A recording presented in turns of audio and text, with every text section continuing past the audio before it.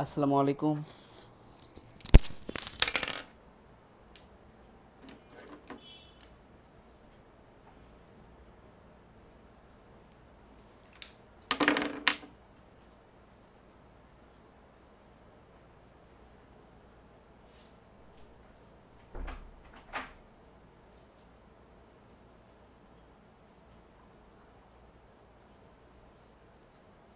আচ্ছা, সবার কাছে যদি বই থাকে তোমরা সবাই বই ওপেন করো। আমাদের অধ্যায় হচ্ছে পঞ্চম অধ্যায়। অধ্যায়টা অনেক বড়, আমাদের শেষ করতে একটু ভালোই সময় লাগবে। এই অধ্যায়টা অনেকগুলো ক্লাস লাগবে, বাট তারপরেও সমস্যা নেই, আমরা ধীরে ধীরে ধীরে ধীরে শেষ করব। তো অধ্যায়ের খাদ্য পুষ্টি ও পরিপাকের পুষ্টি। সো এই অধ্যায়ে উদ্ভিদের পুষ্টির কথাও বলা আছে, প্রাণীর পুষ্টির কথাও বলা আছে। ওকে, তো মূলত প্রাণীর পুষ্টি রিলেটেড পড়াশোনাগুলোই অনেক বেশি এবং বড়, এবং উদ্ভিদের পুষ্টি রিলেটেড যে 2-3 পৃষ্ঠা আছে সেটা আমরা একটু শর্টকাট ট্রিক্সের মধ্যে খুব সহজেই মনে রাখবো, বাট সেটা আমি একটু শেষে পড়াবো। আমরা একদম প্রাণী থেকেই শুরু করি।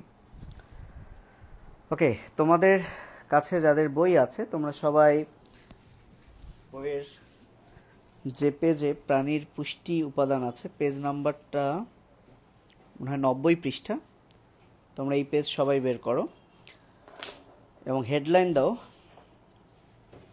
খাদ্যের উপাদান। আচ্ছা, আজকে মূলত আমরা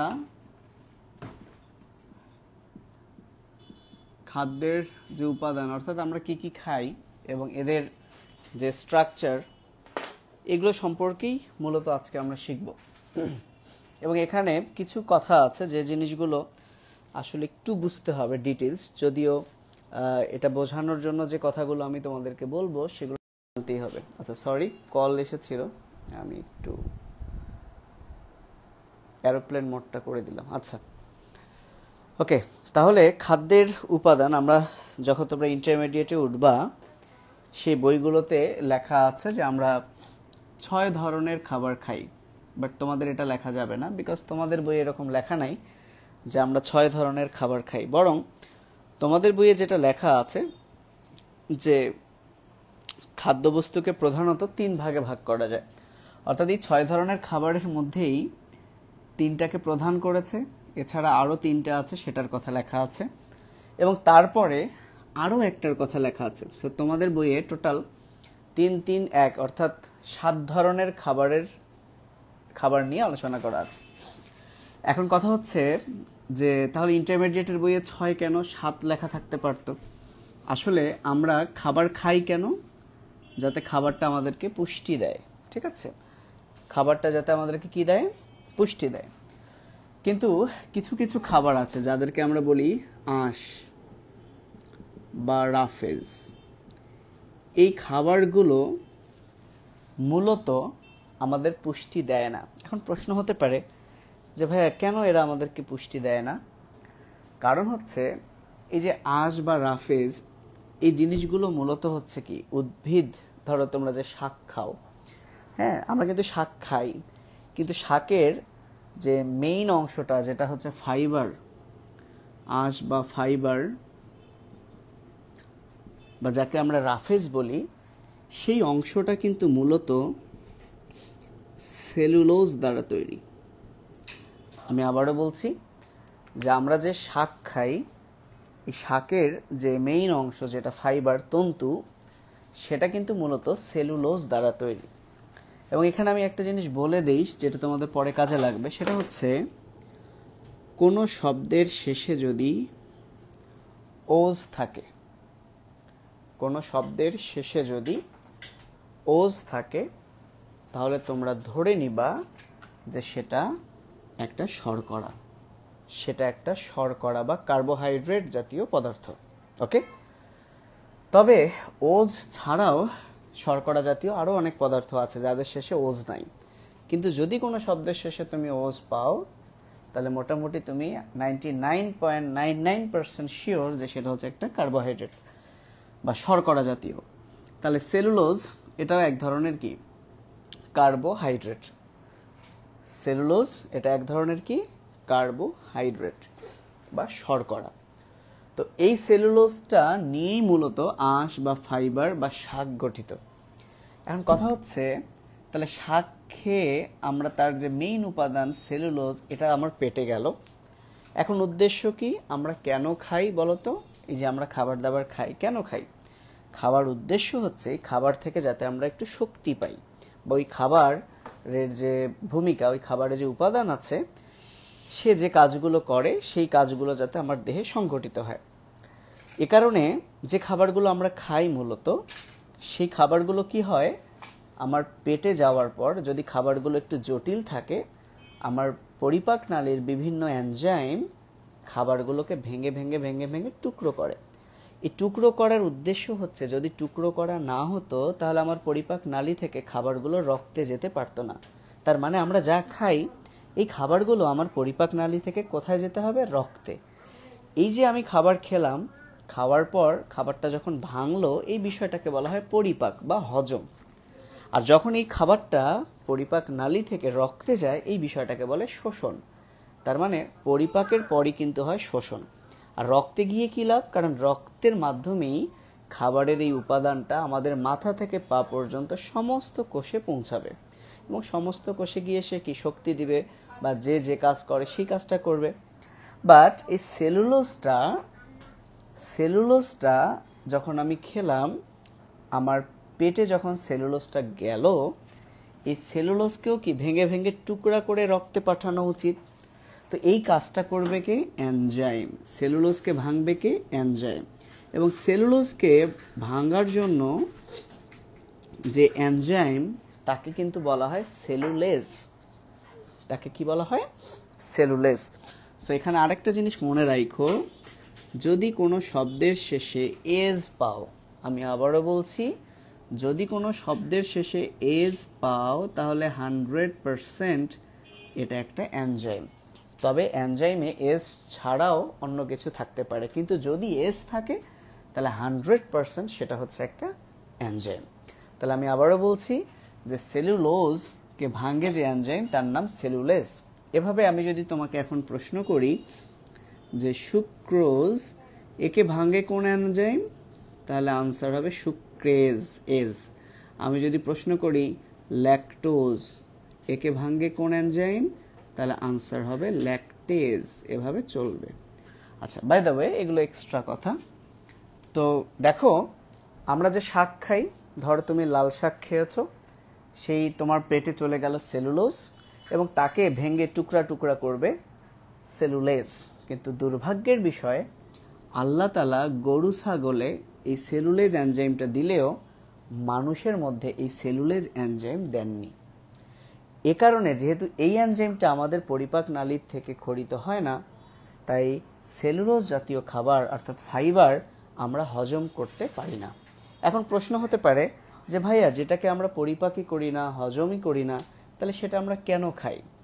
আসলে কেন খাই কারণটা হচ্ছে, যদি আমি সহজ কথায় বলি, অনেকের হাগু অনেক শক্ত হয় না, যেটাকে আমরা কষা হাগা বলি।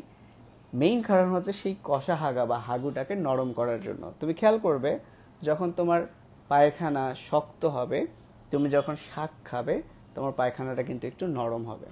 এবং এ কারণে শাকসবজি খেলে পায়খানা নরম হওয়া মানে কি, তোমার ওই যে সবার আমাদের পরিপাক নালী সবার শেষে কিন্তু মলাশয়, তার আগে কিন্তু কোলন, এবং এই কোলনটা কিন্তু পরিষ্কার থাকবে।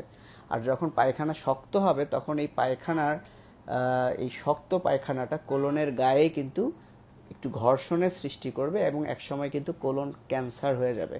এবং তোমরা ইদানিং শুনেছো যে বলিউডের একজন নায়কও কিন্তু কোলন ক্যান্সারে মারা গেল, হলিউডের একজনও কিন্তু কোলন ক্যান্সারে মারা গেল, এমনকি হুমায়ুন আহমেদও কোলন ক্যান্সারে মারা গেছে। সো এই কোলন ক্যান্সারের প্রিভেনশনের একটা কিন্তু ইম্পর্টেন্ট জিনিস হচ্ছে বেশি বেশি আঁশ খাওয়া, ফাইবার খাওয়া, শাক খাওয়া। তো এই শাকগুলো কিন্তু আমাদেরকে এভাবে হেল্প করছে। পাশাপাশি এই শাকের মধ্যে তুমি যে মশলা দিচ্ছ, এই মশলা বা লবণ দিচ্ছ, সেই জিনিসগুলো বা এর মধ্যে যদি কোনো ভিটামিন থাকে সেই জিনিসগুলো কিন্তু তোমার রক্তে যাচ্ছে, কিন্তু ফাইবার এই জিনিসটা কিন্তু কখনোই শোষণ হয়ে যায় না আমাদের রক্তে। এ কারণে তুমি যদি লাল শাক খাও একটু বেশি করে, তুমি পায়খানা করার সময় যদি দেখো তাহলে দেখবা লাল লাল কিছু জিনিস বের হচ্ছে। বেশি সবুজ শাক খেলে দেখবা পায়খানা একটু সবুজ সবুজ হচ্ছে। কারণ হচ্ছে কিন্তু এটাই যে ওই ফাইবার, লাল ফাইবারটা হজম হয় না, সেটা পায়খানা দিয়ে বেরিয়ে যায়। তো এ কারণেই যেহেতু এই খাবারটা আমাদেরকে পুষ্টি দিচ্ছেই না এবং আমরা খাই মূলত পুষ্টির জন্যই, তাই খাদ্যের উপাদান কি ইন্টারমিডিয়েট লেভেলে 6 ভাগে থাকলেও তোমাদের বইয়ে যেভাবে আছে তুমি সেভাবে পড়বে। যে খাদ্যের প্রধান উপাদানের কথা যদি বলা হয় তাহলে প্রধান যে 3টা উপাদান, সেই 3টা উপাদান হচ্ছে সেই উপাদান যেগুলোকে আমরা হজম করি। বুঝতে পেরেছো? কাকে কাকে আমরা হজম করি? আমরা আমিষ জাতীয় খাবারকে হজম করি, যাকে বলা হয় প্রোটিন। আমরা হজম করি শর্করা, যাকে আমরা কার্বোহাইড্রেট বলি। কেন কার্বোহাইড্রেট বলি এগুলো সব আমি বোঝাবো যখন ইন্ডিভিজুয়াল এদের পড়া পড়ব। এবং আমরা স্নেহ জাতীয় খাবার খাই আর কি। তো তোমাদের বই এখানে লেখা আছে স্নেহ ও চর্বি। তো আসলে স্নেহ এর মধ্যেই কিন্তু চর্বি পড়ে, তেল পড়ে। হ্যাঁ, কিন্তু এখানে আমি লিপিড লিখছি না। এ কারণেই লিপিড লিখছি না, কারণ লিপিডের মধ্যে কিন্তু মোম আছে, আরও অনেক কিছু আছে। মোম তো আমরা খাই না, মোম যেটা মোমবাতি তৈরি করে। তো যে লিপিড আমরা খাই তার নাম স্নেহ। স্নেহের মধ্যে আবার চর্বি আছে, তেল আছে, কিন্তু তোমাদের বইয়ে স্নেহ ও চর্বি আলাদা করা আছে। আচ্ছা, যখন পড়াবো তখন একটু ক্লিয়ার করে দিব, যেহেতু এভাবে আছে তাই আমি এভাবেই লিখলাম। তাহলে প্রধান যে উপাদান খাদ্যের, এই 3টা পরীক্ষা যদি আসে, খাদ্যের প্রধান উপাদান কি কি? প্রধানত খাদ্যবস্তুকে প্রধানত কয়টা ভাগে ভাগ করা হয়? প্রধানত 3 ভাগে ভাগ করা হয়, এবং সেই 3 ভাগের নাম হচ্ছে আমিষ, শর্করা আর স্নেহ ও চর্বি। এছাড়াও এই 3 ধরনের উপাদান ছাড়া আর যে 3 ধরনের উপাদান আছে যেগুলো আমরা খাই, কিন্তু এই খাবারগুলো আসলে হজম করতে হয় না, কারণ হজমের উদ্দেশ্যই হচ্ছে খাবারটাকে আমি একদম ছোট করব। কিন্তু এই 3 ধরনের খাবার একদম আগে থেকেই ছোট আছে, তাই এদেরকে আর হজম করতে হয় না। সেই 3 ধরনের মধ্যে একটা হচ্ছে পানি, একটা হচ্ছে ভিটামিন এবং আরেকটা হচ্ছে খনিজ লবণ। তাহলে এই হচ্ছে 3, 3, 6, এবং সাথেই আরেক ধরনের 7 ধরনের রাফেজের কথা বলা আছে, যে খাবারটা আমরা খাই বাট এটার কোনো পুষ্টিগুণ নাই। ঠিক আছে? তো তোমাদের ওই 90 পৃষ্ঠার দিকে যদি দেখো, এই 6 ধরনের খাবারের প্রত্যেকেরই সাথে একটা করে লাইন লেখা আছে, যে লাইনটা হচ্ছে ওদের মেইন কাজ বোঝাচ্ছে, যে ওরা আসলে কি করে। তো এটা মনে রাখার জন্য তোমরা যে জিনিসটা মনে রাখবা, যেমন আমিষ ও প্রোটিন, তোমরা দেখতে পাচ্ছ কিনা বা কথা শুনতে পাচ্ছ কিনা আমাকে একটু জানো। যেমন আমিষ ও প্রোটিন এর পাশে লেখা আছে দেহের বৃদ্ধি ও ক্ষয় পূরণ করে। আমি একটু ক্যামেরাটাকে ওইদিকে সরিয়ে নিই। ওকে, তাহলে আমিষ বা প্রোটিনের ওখানে লেখা আছে দেহের বৃদ্ধি, আমি শর্টে লিখলাম, ও ক্ষয় পূরণ করে।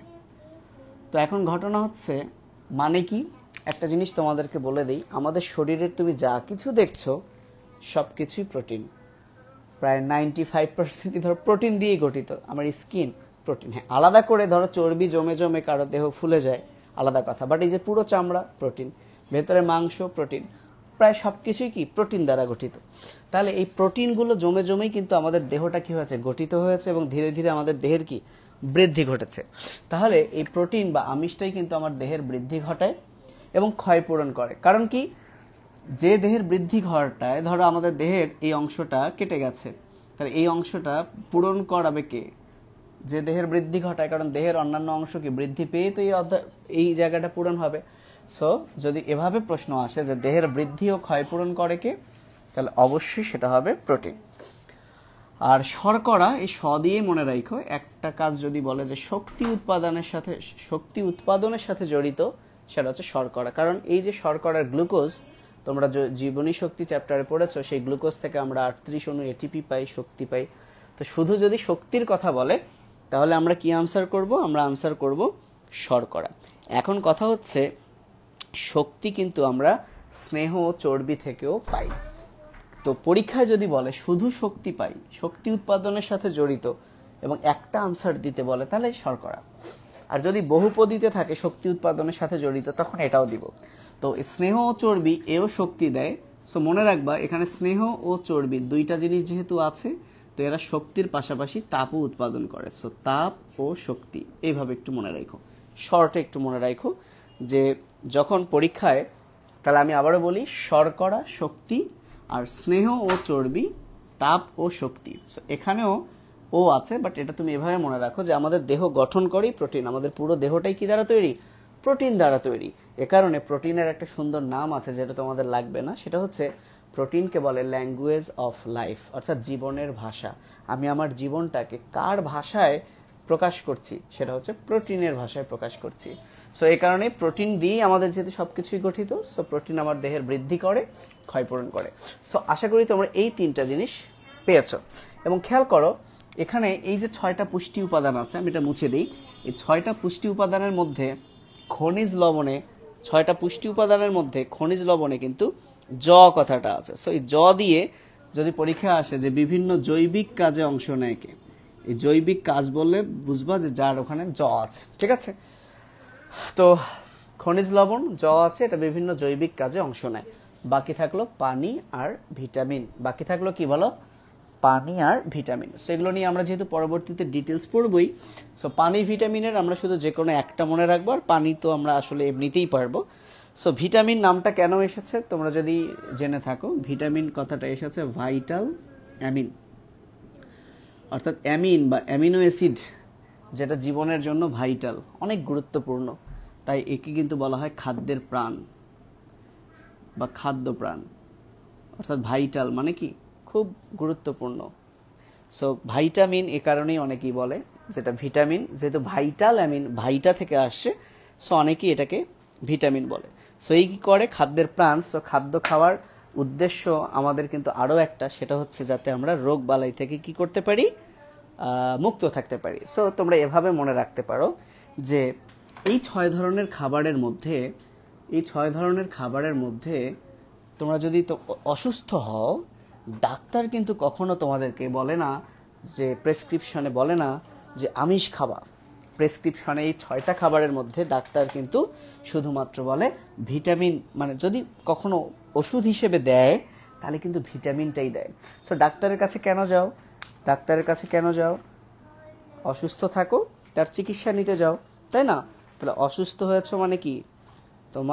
তুমি আক্রান্ত হয়েছো জীবাণু দ্বারা, তাহলে যেটা খেলে তোমার রোগ প্রতিরোধ হবে সেটাই ভিটামিন, বিকজ ডাক্তাররা ভিটামিন কি প্রেসক্রাইব করে। সো এভাবে মনে রাখতে পারো যে পরীক্ষা যদি বলে কোন খাবার রোগ প্রতিরোধ করে, সো রোগ প্রতিরোধ করার জন্য তারা ডাক্তার কি দেয়? ভিটামিন দেয়। তাহলে এই 6টা খাবারের মধ্যে রোগ প্রতিরোধ করে যদি এরকম কোনো প্রশ্ন আসে, তাহলে তোমরা আনসার করবে ভিটামিন। সো এই হচ্ছে রোগ প্রতিরোধ করে বা রোগ প্রতিরোধ শক্তি বাড়ায়। তাহলে বলো এতক্ষণ পর্যন্ত কোনো কথা তোমাদের বুঝতে অসুবিধা আছে কিনা, এবং তোমরা আমাকে জানিয়ে দাও তোমরা যে কয়েকজন দেখছো, কে কোথা থেকে দেখছো, কোন স্কুলে পড়ো, একটু আমাকে ঝটপট জানাও। আমি তোমাদের কমেন্ট পড়ার জন্য পেছনে এসেছি, তোমরা আমাকে একটু জানাও যে কে কোথা থেকে দেখছো। এবং আমি তোমাদেরকে এখন একটু জানাও বুঝলা কিনা এতক্ষণ আমি যেগুলো আলোচনা করলাম, এবং তোমরা আমাকে কমেন্ট করো, পরিচিত হই তোমাদের সাথে। কে কোথা থেকে দেখছো একটু আমাকে জানাও।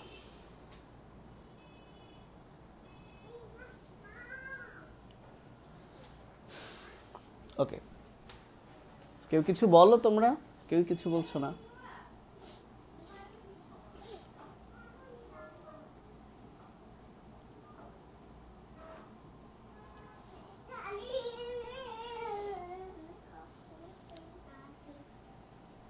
কেউ কিছু কি, তোমরা কি আছো না? নাই না, আমি কেউ না থাকলে তাহলে আমি ক্লাস শেষ করে দেই। তোমরা কি কেউ দেখছো না? যদি না দেখো তাহলে আমি ক্লাসটা শেষ করে ফেলি। তোমরা কি শুনতে পাচ্ছ কিনা আমাকে? আচ্ছা, জারিন বলেছো রানীনগর গার্লস স্কুল। আচ্ছা, রানীনগর, এটা কোথায়? রানীনগর কোন রানীনগর? জেলার নাম কি? আর কেউ? নূরজাহান আছে, রোকন ইকবাল আছে, সিরাজুম মনিরা, উম্মে এ নূর। সো তোমরা একটু কথা বলো, যেহেতু আজকে প্রথম ক্লাস, তোমাদের সাথে একটু পরিচিত হতে হবে। তো জারিন তাসনিম হচ্ছে নওগাঁ, রোকন ইকবাল রাজশাহী থেকে। রোকন ইকবাল রাজশাহী কোন স্কুলে? আমি একটু স্কুলের নাম জানতে চেয়েছি। নূরজাহান খাতুন, হ্যাঁ, যেমন উম্মে নূর বলেছে Masjid mission academy. Very good. Noorjahan PN, okay okay. Rokon Iqbal, তুমি একটু আসো, তোমাকে একটু পড়া ধরি, তুমি একটু লাইভে আসো, আমরা একটু তোমাকে পড়া ধরি। আমি বোর্ডের জিনিসগুলো মুছে দিচ্ছি। আমি এখন এতক্ষণ যে 6টা জিনিস পড়ালাম, একটু লাইভে এসে তুমি বলো। ডিক্লাইন করলে কিন্তু ব্যান খাবা গ্রুপ থেকে, সো ডিক্লাইন করা যাবে না, কারণ এখানে পার্টিসিপেট করতে হবে, ঠিক আছে? আমি আবার অ্যাড দিলাম, এবার ডিক্লাইন করলেই কিন্তু ব্যান। সো লাইভেই কিন্তু ক্লাস করতে হবে। তোমার চেহারা, তুমি ছেলে মানুষ, আচ্ছা বারবার ডিক্লাইন করছো, ঠিক আছে। আমি তাহলে রোকন ইকবাল, তুমি যেহেতু রাজশাহীতে আছো, তুমি কালকে আমাদের অফিসে আসবে, অফিসে এসে আমাদের সাথে দেখা করে যাবে, যেহেতু তুমি রাজশাহীরই মানুষ, ঠিক আছে? আদারওয়াইজ তোমাকে এই গ্রুপে আমরা রাখবো না বা কন্টিনিউ করবো না, তোমার পেমেন্টটা আমরা ব্যাক করে দিব, ঠিক আছে রোকন ইকবাল? যেহেতু তুমি আমার তোমাকে আমি ওকে। তো রোকন, তুমি চলে আসবা কালকে আমাদের অফিসে ঘোষপাড়া মোড়ে, আমি তোমাকে আমার নাম্বার দিয়ে দিচ্ছি, এই নাম্বারে কন্ট্যাক্ট করে তুমি আমার সাথে অবশ্যই দেখা করবা। আচ্ছা, তোমরা এখন কে পারবে? জারিন, নূরজাহান খাতুন, সিরাজুম মুনিরা, উম্মে নূর, বাকি যেহেতু 4জনই তোমরা মেয়ে, তোমাদের যে কাজটা করতে হবে এখন, তোমাদের চেহারা দেখানোর দরকার নেই, তোমরা ক্যামেরাটা পারলে ঢেকে রাখো হাতটা দিয়ে, বাট আমি যে প্রশ্ন করব কতটুকু বুঝলা, আমি তোমাদের কাছে সেই প্রশ্নের আনসার নিব। সো আমি এখন তোমাদেরকে ডাকছি জারিন তাসনিমকে। জারিন তাসনিম, আমি তোমাকে এখন কিছু প্রশ্ন করব, তুমি লাইভে চলে আসো, যে আসলে মনোযোগ দিচ্ছ কিনা, পারছো কিনা, এবং তোমাদেরকে কি করতে হবে, পার্টিসিপেট করতে হবে। আমার কথা হচ্ছে, তোমরা এই অল্প বাচ্চাগুলোকে নিয়ে আমি আলাদা করে পড়াচ্ছি, যাতে তোমরা অবশ্যই ভালো রেজাল্ট করো। তো জারিন, তুমি আসো, আমি তোমাকে এই 6 ধরনের খাবার সম্পর্কে কিছু প্রশ্ন করব।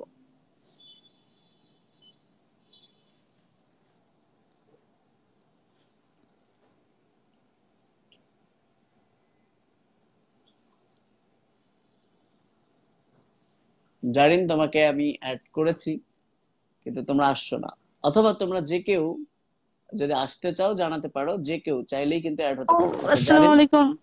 আসসালাম আপু, কেমন আছো? তোমার চেহারা দেখাতে হবে না, আমি তোমাকে এখন প্রশ্ন করব, তুমি আনসার দিবা, ঠিক আছে? প্রথম জি। প্রশ্ন, রোগ প্রতিরোধ শক্তি বাড়ায় কে? রোগ প্রতিরোধ শক্তি। হুম, দেখবা না, অনেস্ট থাকো, দেখবা না। তুমি মেয়ে মানুষ, তাই তোমার চেহারা ভিটামিন আমি। ভিটামিন ভিটামিন, আচ্ছা ভেরি গুড। যদি বলি জৈবিক ক্রিয়া সম্পাদন করে জৈবিক খনিজ লবণ। পদার্থ, ভেরি গুড। আচ্ছা, রাফেজ, এটা কি পুষ্টি আছে এর? জি, শুনতে পাচ্ছি না। রাফেজ বা ফাইবার, এটা আমরা কেন হজম করতে পারি না? কারণ এটা হলো সবুজ জাতীয় শাক জাতীয় উদ্ভিদ, সবুজ শাক না, জাতীয়, এটা হলো হজম আমাদের করতে পারি দেহে না শোষিত কারণ হয় না। হচ্ছে, হজম করতে পারি না কারণ টুকরা হচ্ছে টুকরা করা হয় না। সেলুলেজ এনজাইম নাই হ্যাঁ আমাদের দেহে, সেলুলেজ এনজাইম নাই, যেটা গরু ছাগলের হ্যাঁ। আছে। এ কারণে গরু ছাগল কিন্তু দেখো ঘাস টাস খায়, আমরাও খাই, গরু ছাগলের হজম হয় কিন্তু আমাদের হয় না, ঠিক আছে? এই ইনফরমেশনটা তোমাদের বইয়ে না, এটা একটু এক্সট্রা জেনারেল নলেজ, ভবিষ্যতে কাজে লাগবে। ঠিক আছে, ধন্যবাদ, তুমি এখন যাও। এভাবে আমি চাচ্ছি যে না, একটু পড়ানোর পর আসলেই তোমরা আছো কিনা, এবং তোমরা যে কয়েকজন আছো লাইভে সবাইকেই দেখতে হবে, না হলে আমি ওদেরকে বাদ দিয়ে দিব, পড়াবোই না। ঠিক আছে আপু, তুমি লিভ করো, চলে যাও। তোমার কোনো প্রশ্ন আছে? জি না। আচ্ছা ঠিক আছে, আল্লাহ হাফেজ, ওকে রাখো, আমরা তাহলে নেক্সট টপিক পড়বো এখন, ওকে? ঠিক আছে, আচ্ছা ধন্যবাদ। এখন আমরা যেটা পড়বো সেটা হচ্ছে আহ এই খাবারগুলোর আমরা ডিটেলস পড়বো। তো সবার প্রথমে আমরা প্রোটিন নিয়ে পড়ি, ঠিক আছে? আমরা সবার প্রথমে প্রোটিন নিয়ে পড়ি, বা আমিষ, যেহেতু তোমাদের বইয়েও আমিষ বা প্রোটিন এটা নিয়েই কিন্তু সবার প্রথমে বলা আছে। তো তোমরা সবাই হেডলাইন দাও, সবাই হেডলাইন দাও আমিষ, এবং তোমাদের বইয়ের ব্র্যাকেটে প্রোটিন কথাটা ইংরেজিতে বলা আছে, তোমরা সেটা বাংলায় লিখো, আমিষ বা প্রোটিন। তো আমিষ বা প্রোটিন থেকে প্রথম যে কথাটা তোমাদের বইয়ে আছে, যে কি কি নিয়ে এই আমিষ আর প্রোটিন গঠিত, অর্থাৎ কোন কোন মৌল নিয়ে এই খাবারটা গঠিত। তো শুরুতে তোমাদেরকে একটা কথা আমি বলে দেই, সেটা হলো এই আমিষ বা প্রোটিন জাতীয় খাবার, যেটা মাছ মাংস ইত্যাদিতে থাকে, এই খাবারটা যখন আমরা খাই এবং আমার পরিপাক নালীতে বা পরিপাক নালীতে এই খাবারটাকে হজম করার কিন্তু এনজাইম আছে, এবং সেই এনজাইম গুলো এই খাবারটাকে হজম করে করে করে একদম টুকরা টুকরা করে সর্বশেষ যে উপাদানে পরিণত করে তার নাম হচ্ছে অ্যামিনো অ্যাসিড, কেউ কেউ বলে অ্যামাইনো অ্যাসিড, যে কোনো একটা বললেই হবে।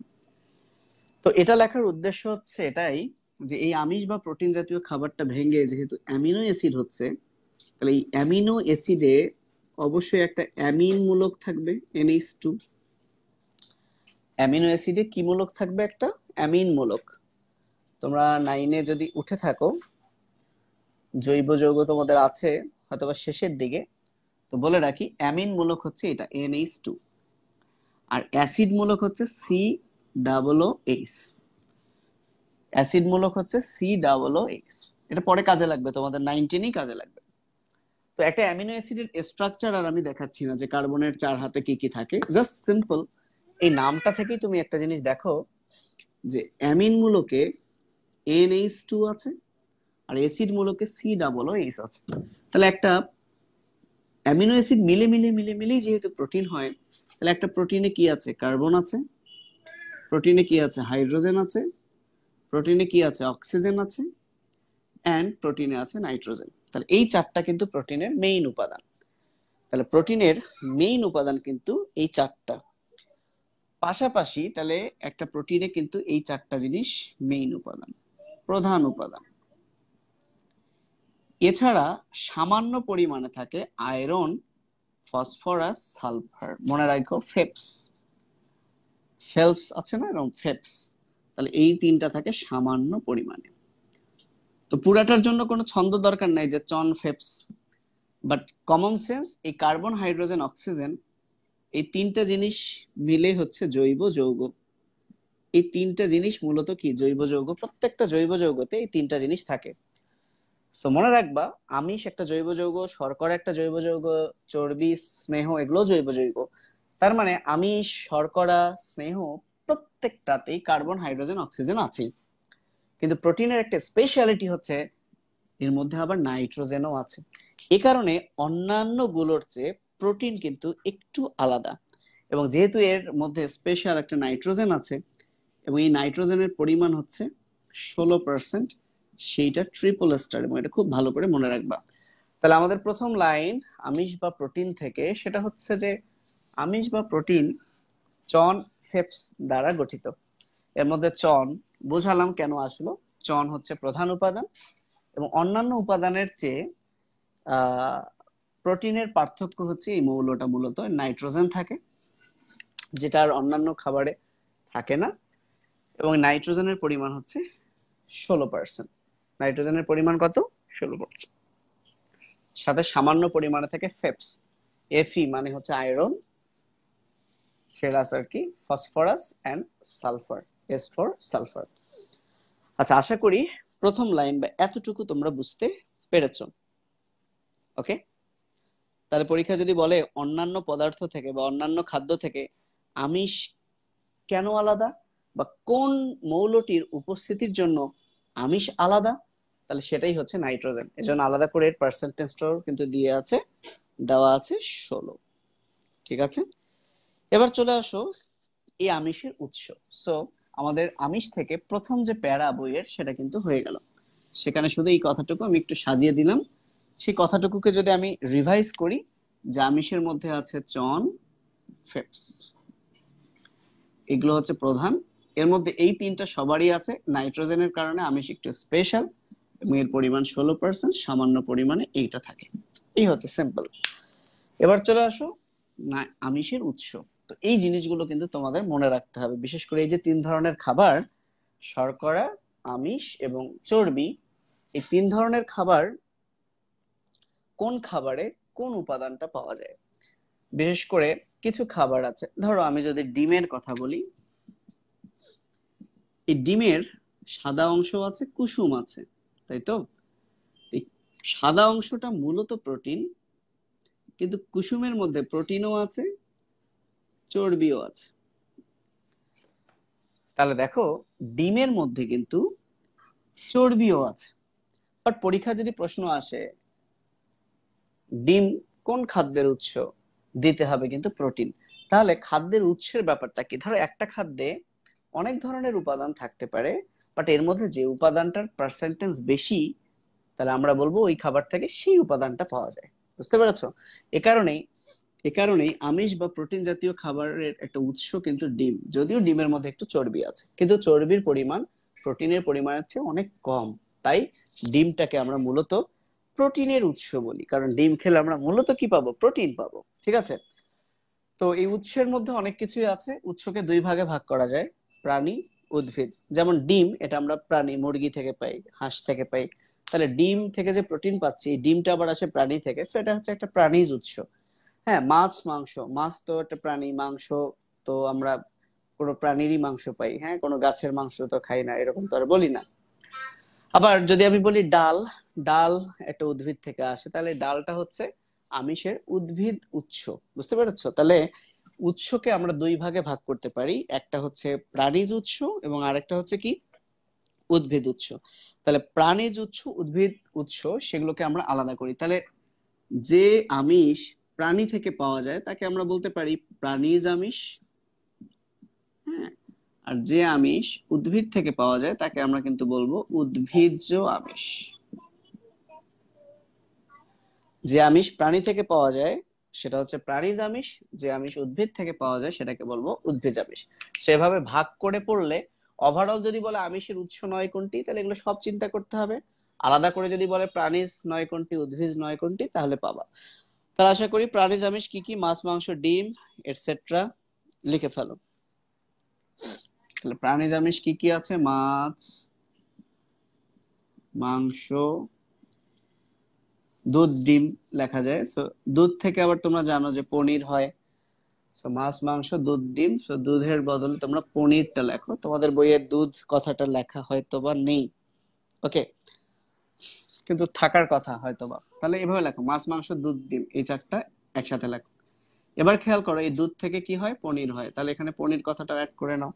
তাহলে পাঁচটা প্রাণীজ উৎস কিন্তু আমরা পেলাম। এবং এছাড়া তোমরা নিশ্চয়ই জানো দুধ থেকে পনির ছাড়াও কিন্তু ছানা হয়। তাহলে মাছ, মাংস, দুধ, ডিম, সাথে দুধ থেকে কি কি হয়, পনির হয়, ছানা হয়। এবং তোমরা যে মাছে মানে কলিজা খাও না, যাকে আমরা যকৃৎ বলি, সেই কলিজা বা যকৃৎ সেটাও কিন্তু হচ্ছে আমিষ জাতীয় উপাদানে ভরপুর, এবং এটা যেহেতু কলিজা প্রাণী থেকেই পাই, এটা হচ্ছে প্রাণীর উৎস। উদ্ভিদ আমিষ,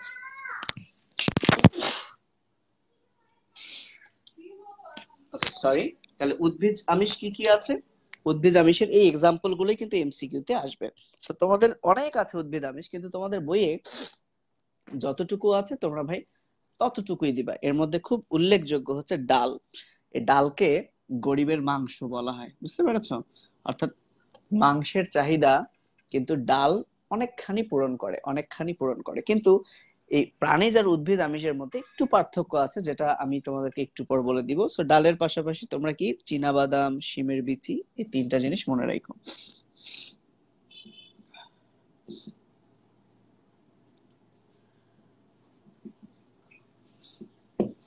ওকে, এখন আমি প্রাণীজ আর উদ্ভিদ আমিষের মধ্যে পার্থক্য বলি।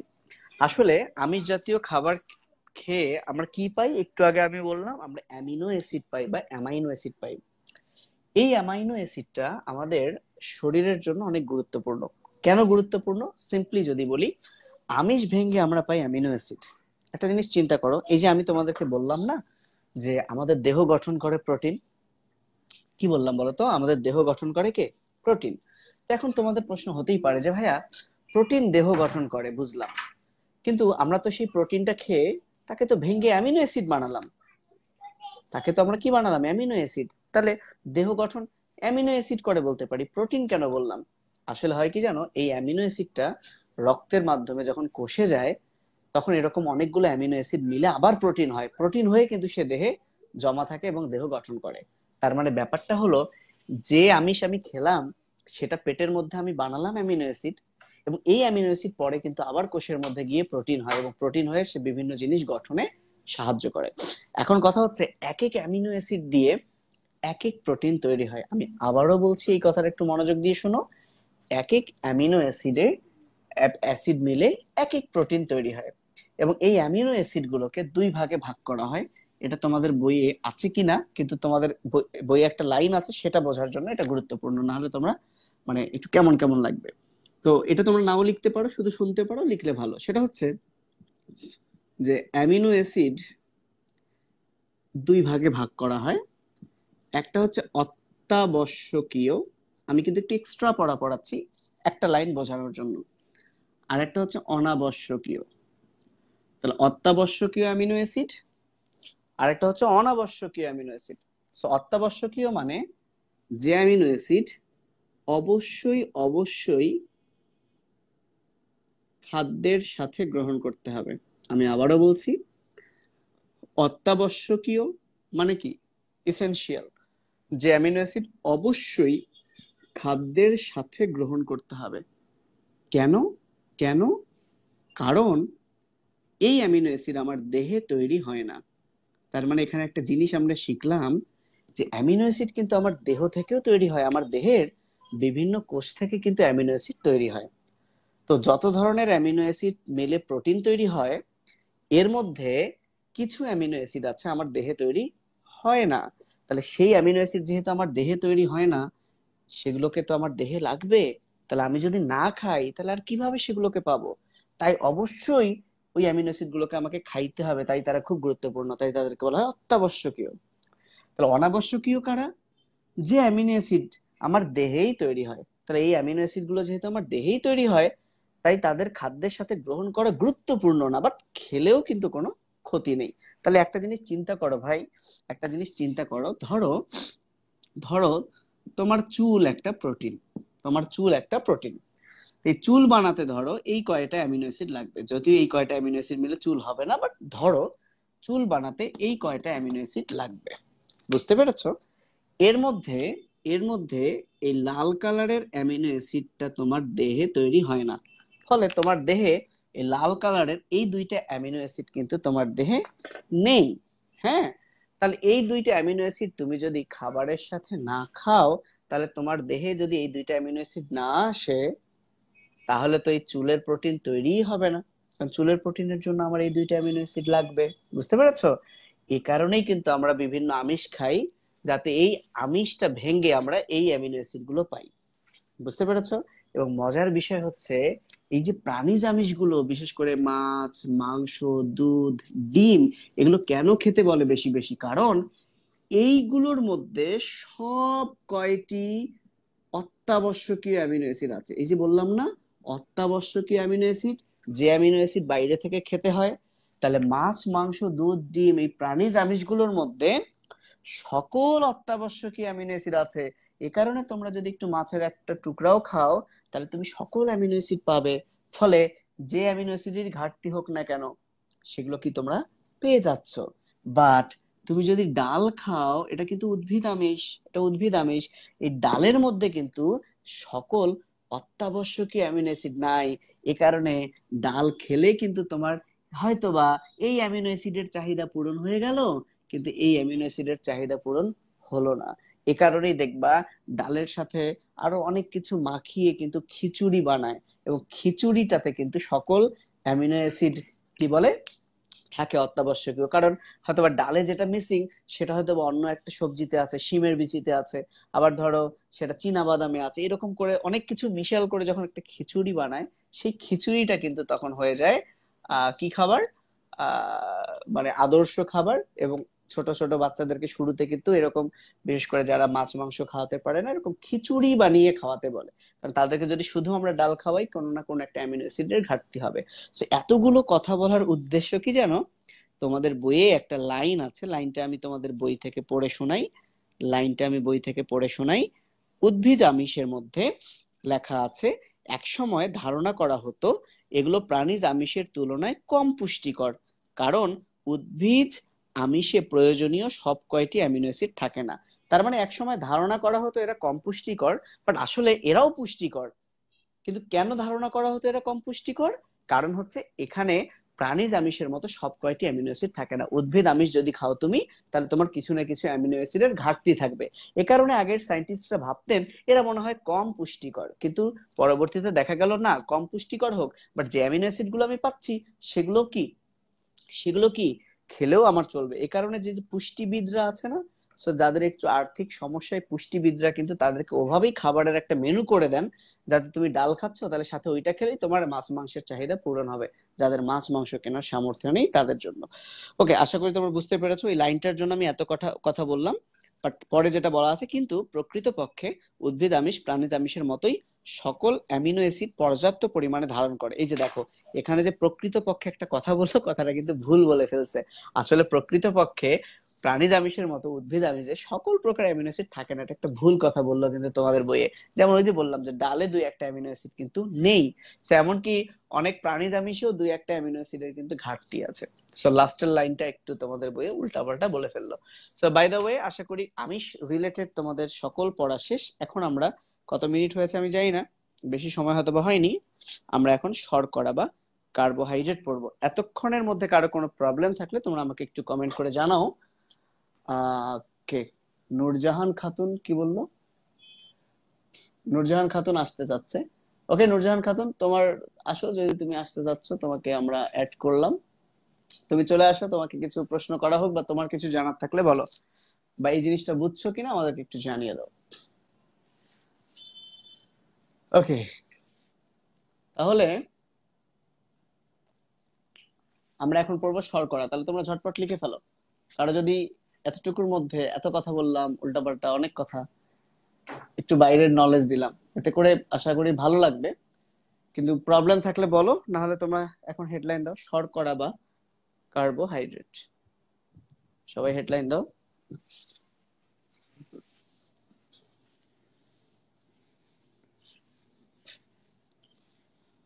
হেডলাইন দাও, শর্করা বা কার্বোহাইড্রেট।